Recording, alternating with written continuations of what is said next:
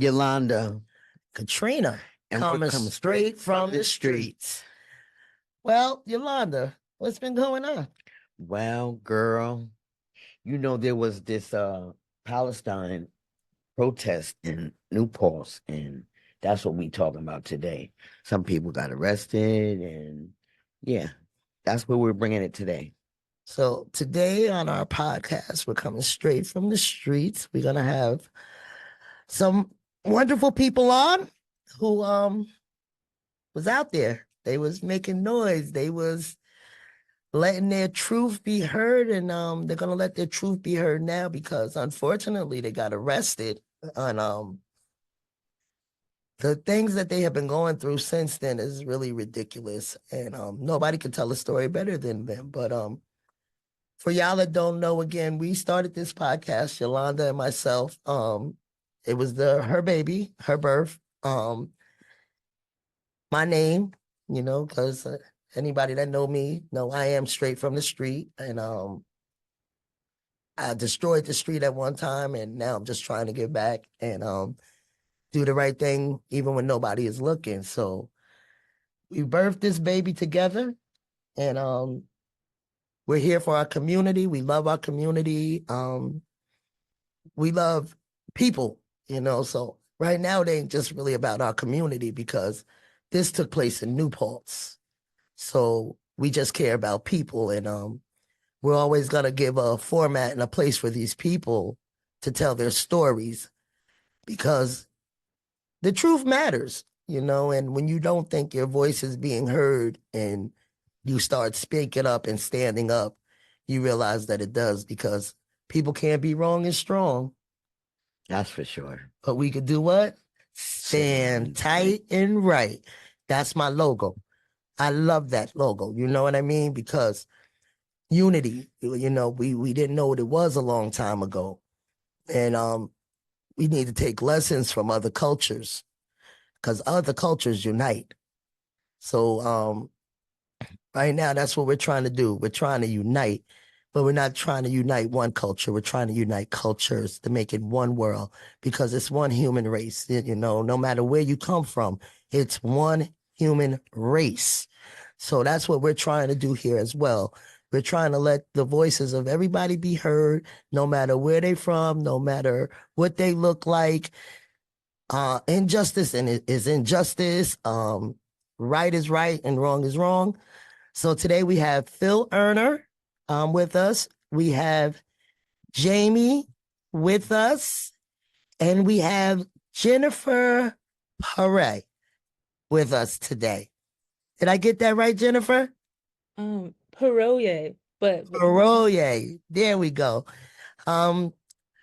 Phil used to be our legislation, and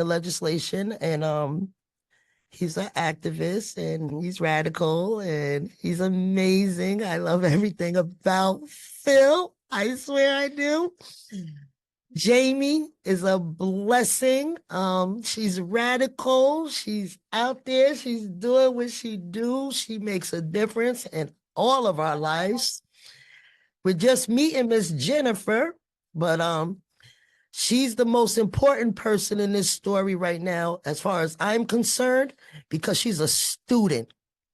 Her life is just starting. Her life is just beginning, and she has a right to freedom. She has a right to be who she is, the best version of who she is. She shouldn't have to look over her shoulder because of her blackness. You know what I mean? This right here is real. This is why we do what we do. Like, I don't even feel good right now, but you can't tell. I know. Because when I get in here, my heart, this is real to me. This is my soul. And people need to know this. But I really don't feel good, guys. I really don't. So I'm grateful that God gave me the strength to get here today and that I get to be a part of this story, especially with you, Miss Jennifer. So we're going to do what, Londa? Turn it over to him. So we're going to start with you, Phil. We're going to let you tell us about yourself and your experiences and what changes and hopes that you might have for the future. And, the floor is yours. Thanks, Katrina, Yolanda. Really grateful that you've invited me here. I don't want to take a lot of time because, as you said, we got to hear from Jennifer and the students who organized this. I showed up because I've been involved in some Palestine organizing here in Kingston, Ulster County. Actually, I've been to demonstrations in 5 neighboring counties, but I showed up because the students put out the call for the community to show up, and that's about it. I got there at 7 p.m. And when the students decided that they were going to stand their ground, sit in a circle peacefully and sit their ground, I stood there to see what would happen. I stood close by. And when the police moved in and started grabbing everyone one by one, you all were sitting down, and I was standing there, and they grabbed me too. So that's how I got caught up in the New Paltz 133 who were arrested. But there was a reason, as you all mentioned at the beginning, that we were all there. We were there to speak up for the people of Palestine. We were there to speak up for student freedom.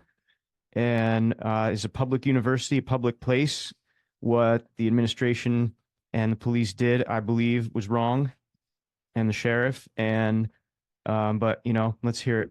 Let's hear from the others about their perspective. Okay. Well, before we go to their perspective, Phil, if you had to do it again, if you had to be standing there and get arrested, would you do it again? Yeah, I appreciate that question, if I might add. Yeah. Besides my yes, I would. I wish we had a better plan actually to physically protect each other, because when I saw the cops start to grab people and frankly assault people, I didn't know how I was supposed to protect the folks around me. We didn't really have a physical response we could do. We're like standing there helpless. Now, I know they had dogs, they had batons, they had their helmets and their face stuff on, they had drones overhead, and there was like 100 of them. And there was only about 100 of us. So, they had the weapons and the armor. We had our bodies, but I wonder if we could have had a plan. I just wanted to add that. Thanks, Phil. Thanks, Phil. Okay. Who's going to go next, Jennifer or Jamie? Whichever one, it doesn't matter. Go ahead, Jennifer. Well, we're going to have Jennifer first. Yeah, So can I ask you a few questions before you get started then, Jennifer? yeah, of course. What studies are you taking in school? I am a music major and a creative writing minor, and technically a Black Studies major, but it hasn't been like declared. I just took the classes.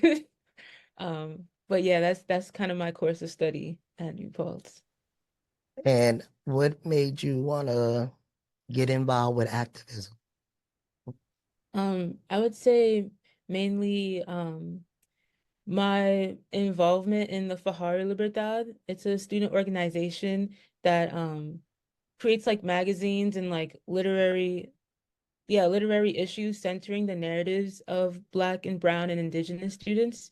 And for me, that drew me towards activism even without having like prior experience to it, because it was creative and it was artistic, and it was the words that people were saying were like so real, and the pieces that people were producing, like people were talking about ideas that are just catching on now, like way back when, before there was a slogan to it, before it was like popular. And like to see that like inspired me, and it also made me feel like seen as like a Black person, like at a predominantly white institution. Like it felt like coming into New Paltz, and specifically it felt like it felt like there were not like Black people here or like people of color here like prior or previously, or that I was like very much like the only one. And so that gave me a space to like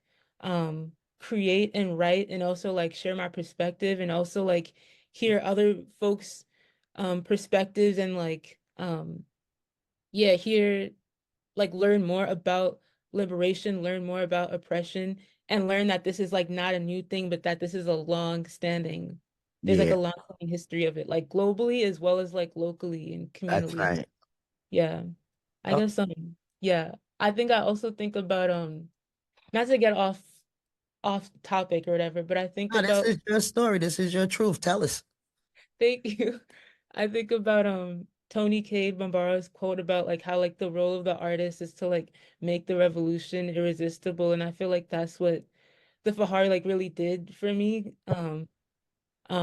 And I think it made the revolution like irresistible, and it made it make sense, and it made it feel like that's what I needed to do.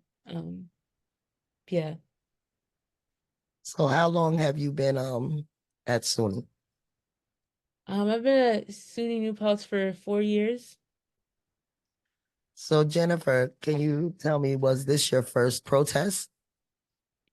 This was not my first protest. A lot of the other students, we've been organizing protests and actions to stand in solidarity with the Palestinian people since like October 7th and since like the fall semester. But I will say this was my first like encampment. This was most folks like first encampment.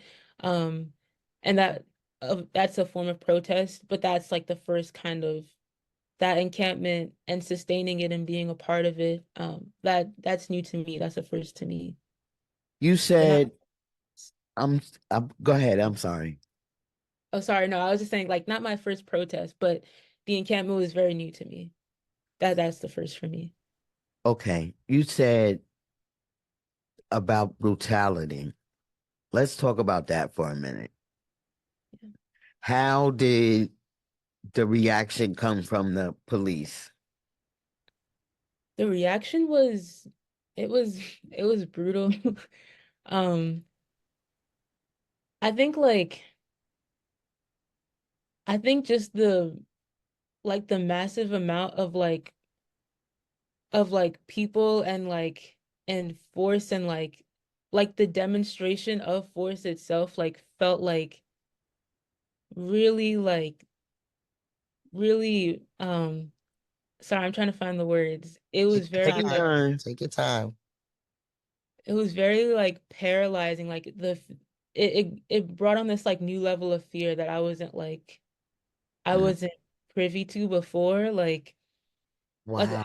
I remember standing there like when the police were coming, but it wasn't just like the police were coming. It was like there was a helicopter like circling us, like What? circling our, yeah, there was like a helicopter. They were like flashing lights. It was dark, and I'm pretty sure that was a move on them to come when it was dark so they could like brutalize us in the dark so folks wouldn't see it, Wow. wouldn't be as visible. There, like, you could hear the dogs, you could hear like students like running and like screaming, like they were like hitting their batons like on their legs or like on their boots, I think. So like it sounded like marching, and like those were all, that wasn't even like the physical violence, but all of that was so violent to like experience and witness. And yes, the like being physically torn apart from like my friends and my comrades just for like sitting on grass and trying to protect our encampment, which even at the time, like they kept using the excuse of like not having tents on campus grounds overnight or whatever. And the tents were all taken down by the time they pulled up. So that was a BS excuse. But even so, like, yeah, just sitting on grass and like being pulled apart, being like poked at. There were dogs, there were, yeah, it was just, it was a lot brutally. So Like, what I'm basically hearing is y'all was sitting there basically minding your business on the grass, speaking to one another, and you looked up and it was a war zone. it That was was a like SWAT came in Right. there. A war zone for teenagers and young adults that had no weapons outside of their voices. no weapons outside of our voices. How did that really dig inside yourself for a moment and pull out what that really felt like to you? Like at that moment, to see, like you said, the helicopters, the dogs, the batons, them in full riot gear. What? And you live in New York. I didn't even think that they had 100 officers in Newport, to be honest with you. So Me what neither. was, Me what neither. was that outside of the paralyzing feeling? How does it make you feel right now at this moment? Because I think I would still be going through flashbacks. No, yeah, it was definitely traumatic.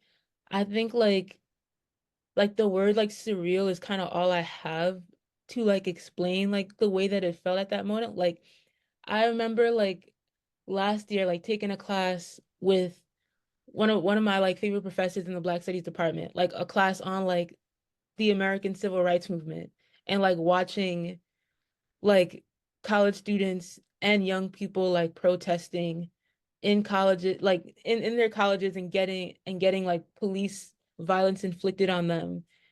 And it felt like I was like this feels like one of the movies that I'd be watching for my civil rights class. Like it felt like surreal. Like it felt like I had to like disassociate at one point. Because it just didn't feel like it just didn't like it just didn't feel real or like make sense with like my entire like experience being here. Like I've never like encountered police violence on that level, and I especially wasn't expecting it from like up here, this like small town that they like very much Talk about posit it. as like very hippie, very peaceful, very friendly. It was not friendly then. And you got the surprise of your life, didn't you? Yeah. It also Wow. felt like it also felt like sad at a certain point because it was like I mean like sad for many reasons, but I guess like in that moment reflecting it, it felt like people were like spectating our violence, which like I know there's the positive of people like documenting the violence going on so that people see this and see what is going on and like can be enraged and further radicalized. And then there's still also that aspect of like folks are just really sitting around watching us, waiting for us to get beat up by cops. Yeah. And Right. there were some folks who were like skating around, like doing kick flips.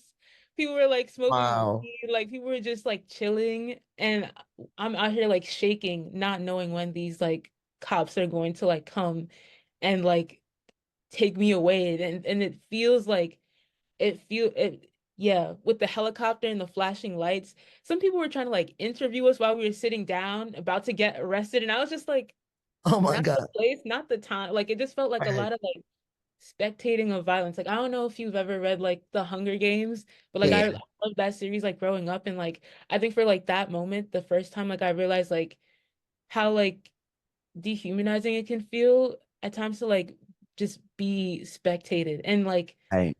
and even realizing that like that makes me think about like the way like people in Gaza and like Palestinian people literally had to like film their own genocides going on for people to believe it and like how that is effective in like making people aware, but also how dehumanizing that feels for them. And so like what I experienced and what we experienced that day is still just like very minuscule compared to like what people in Palestine are having to do, or even what people in Sudan are trying to do, but may not even have like the resources to like film their own genocides going on, like Right. Sudan, Congo, I'll Haiti, go all that. Yeah. Go ahead, baby. Go ahead. You are on top of it. I love it. I love it. Yes. You're amazing. You're totally amazing, Jennifer. And Thank Thank you. you. I just need to know, what can we do to help you? Thank you for first just like seeing that and sitting with that and offering help. Like that is so appreciated. Um I think there's like a couple of things that like us students and like us protesters need. I feel like I might not be hitting all the technical stuff, but the most like pressing thing on my mind that I feel like we might need is just like collective care, like in terms of like mental health or like um yeah, like mental health resources, somatic health, physical health resources, legal resources. Some folks still need that too because we're still going through like the whole process of being charged and like trying to plead not guilty. They're like pushing these trials. It's like weird legal stuff that I'm not used to. And there are lots of like people with legal experience who are helping us, but it is a little bit of much for some of them to like take on like 130 students. So any like sort of legal connections you might have would be very much appreciated.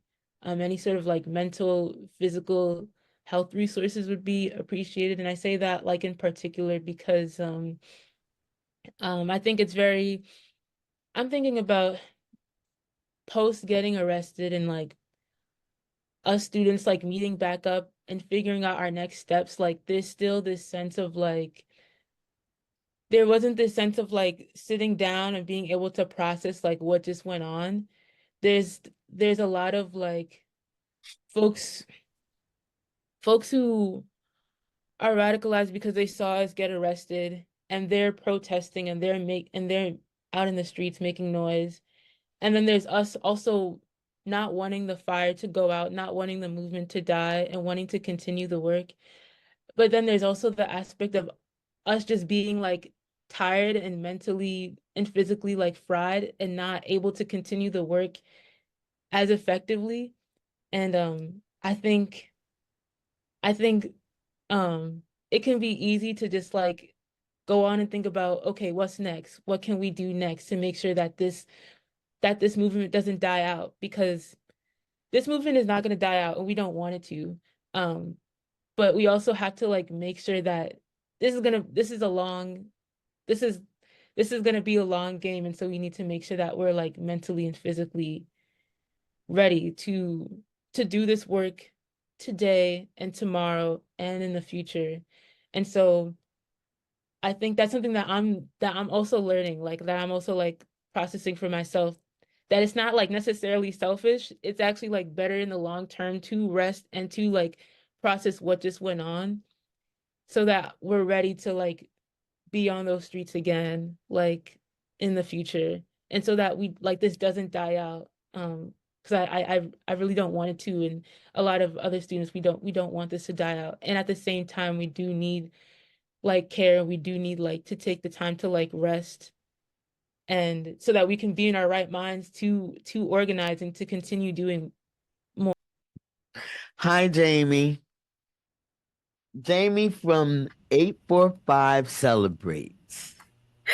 It is true. It's me, and I'm so honored to be here with y'all. So cool. It's great to have you, Jamie. Thank you for coming. You want to tell us a little bit about your experience? Sure. I grew up in the Hudson Valley, and I went to college at SUNY New Paltz. I graduated like 10 years ago. And then I worked there part-time as like an advisor in the art education department, who has been silent except for when they were trying to silence me. And yeah, I ended up quitting. I ended up quitting in, I guess, March because of a lot of different things like ableism, but also like just because of everything going on with Palestine. Like the president of the college like wouldn't even say the word Palestine. And it's just Wow. like, what are you doing? Like, what's going on? Like, how? I don't know. It was just like, I'm not really trying to like uphold this machine. Right. So yeah, I ended up quitting. So yeah, like when the encampment was coming through Celebrate 845, like we were reached out to help out in certain ways. And yeah, like surreal is really the word. Jennifer, like that's how I feel too. Like I was just really like, because like you said too, Yolanda, like I didn't even know New Paltz had all those cops. They don't. Right. They don't. So I was saying to people, I was like, they're not gonna blah blah blah, like because they can't. But yeah, they called up all their piggy buddies and did the thing. And yeah, like literally in the moment, just yeah, surreal is really the word. Like just looking around like where I used to hang out in the sun, and it was just like, okay, like you're wow, okay. Like yeah, it's deplorable. Horrible, horrible. Does it shock you that the police came with so much animosity and hate and brutality? Because I use them words because if you don't already have that in you and you're coming to a peaceful situation, you're not coming aggressive and ready to fight. You're going to come and try to talk and see if something can be worked out. You know, and from what I'm hearing, they just came ready to beat people with batons and drag them and kick them. And so, Yeah. And the students made it clear to the admin, like they were like, we're not like trying to escalate. Can y'all say the same? And they couldn't. The admin would not confirm that like they weren't gonna do that. So that's the thing. Like it's a surprise, I think, from like a resource standpoint. Like I can't believe that they hearkened all the resources and the helicopters and the dogs. Like, but I really do think, again, you said it too, Jennifer, like a demonstration of force. I think like that was the goal. The goal, like, they didn't have to know what we were doing. They didn't have to know that we were just sitting on the ground singing. They didn't care. It didn't matter what we were doing. Their goal was to make a scene and I think show the locale, like, don't do this or this what happens. Because, like, I've been in moments like that too, where like been like made an example of. So I think that that was really their goal, just to scare people away from what is clearly a strong local movement for Palestine. Yeah, it's really sad that yeah, they came like that for students who are still teenagers or young adults. Because the ages is between what we're gonna say 17 to what 23 maybe. and you only Yeah, Right. right. That's might what even I'm have saying. you might even have a genius in there, and he might be younger than 17. Right.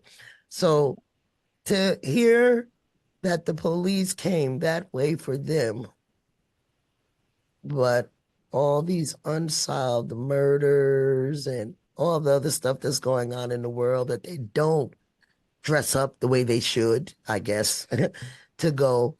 But for innocent children, they came out like, what's the word I want? Vikings. Vikings are one of the most brutal people, right? At one point in life, Vikings were very brutal.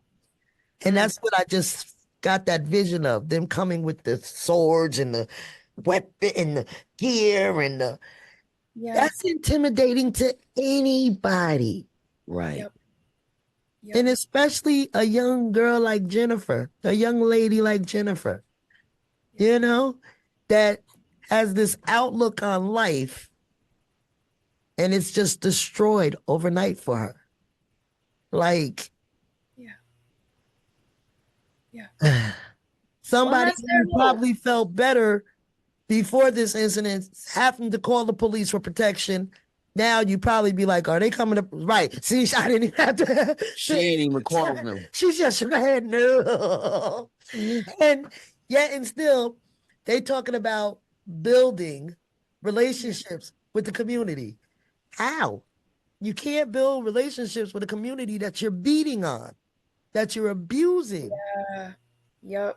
And that's the thing too, like some, like, you know, how Phil said, there were people there that weren't part of the encampment. Like, so the encampment was sort of like a roped off area. This is at a public school. So like there were students who came out and was like, what the fuck is sorry, but like, you know, what the heck is going on? Like recording. Talk how you want to talk here. Thank you. People like recording.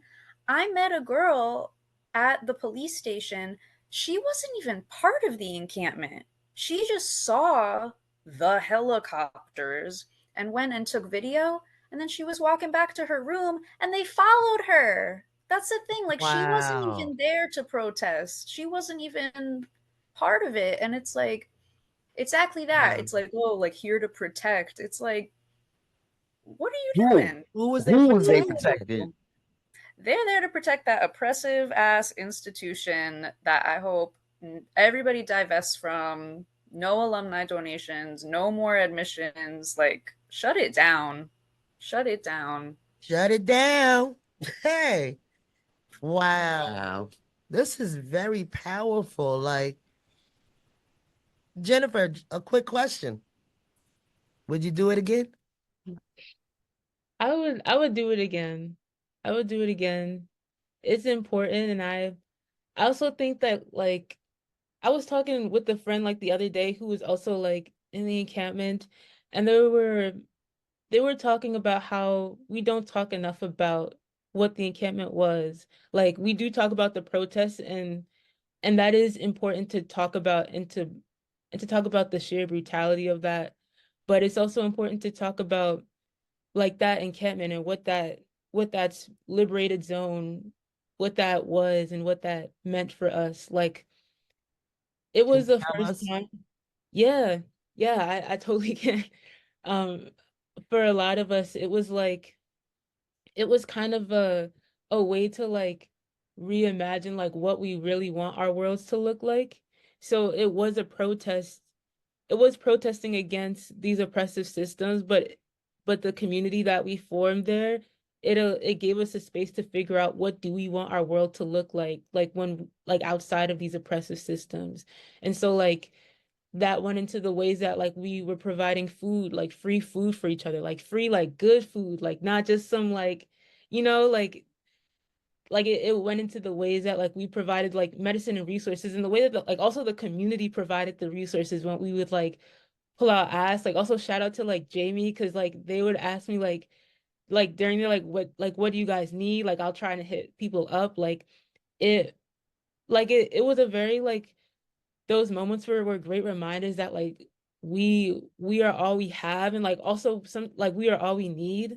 Mm-hmm. Like, it was such a beautiful reminder of that. And also just like we had like a couple of like programs that went on. Like, that's also, I'm just like, I would have loved to see like the encampment like sustain, because we were planning to have like different programs that would like different educational programs that would like teach people about Palestine, that would teach people about like Sudan and Congo, and like teach folks about like these different like oppressive systems that are going on, and how we like divest from that, and also like how we build our own, like how we recreate our own community in the spirit of like love and in the spirit of liberation.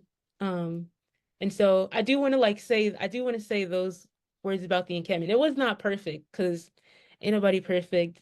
And we still exist in these like under these oppressive systems, so it's a lot for us to unlearn, even as we're trying to organize and build like a liberated zone, and like a yeah, a space like that. But it did like it gave us a chance to just like dream about what that looks like, even if for like Oh, a day or two. that's So amazing. And how many days were y'all out in the encampment, if I may ask?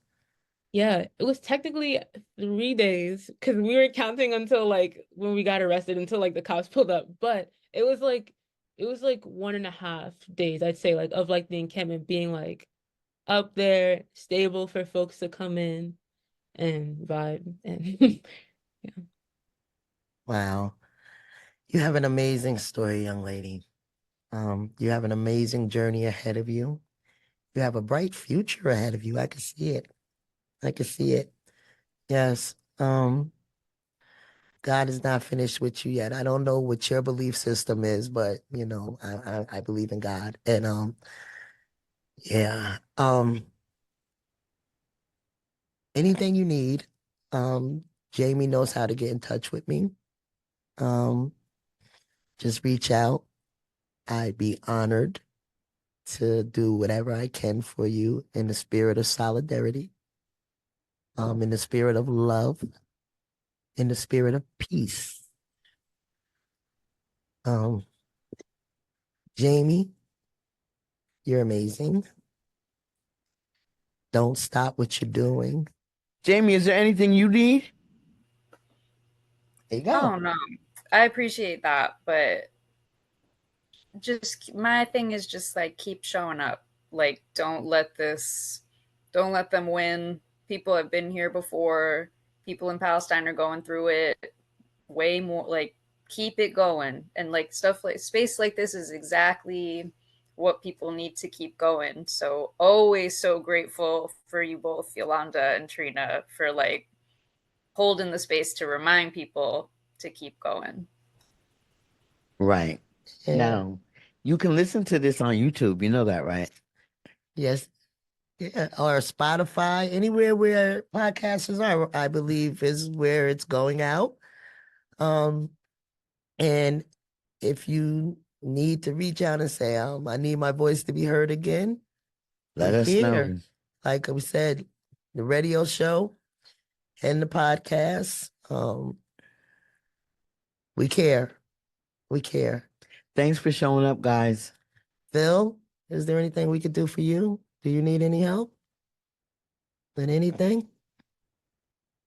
Just everyone remember who's got the power. We got the power. We got the power. We got the power. We got the power.